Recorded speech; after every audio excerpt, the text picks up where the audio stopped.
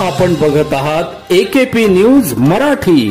आपला आवाज आपली ताकद. सबस्क्राइब करा, शेअर करा, लाईक करा.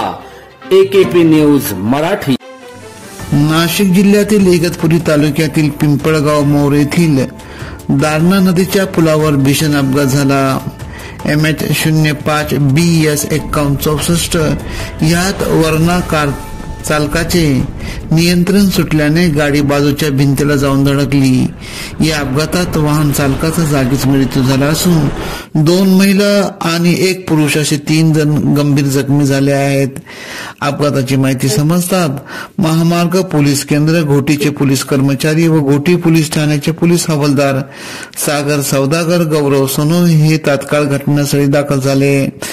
जखमींना समृद्धी महामार्गाच्या रुग्णवाहिकेद्वारे धामणगाव येथील SMBT हॉस्पिटलमध्ये उपचारासाठी दाखल करण्यात आले आहे. जखमी व्यक्तींची नावे समजली नसून पोलिसांकडून पुढील तपास सुरू करण्यात आला आहे. AKP न्यूज साठी विशेष प्रतिनिधी भागीरथ आतकरी, इगतपुरी, नाशिक.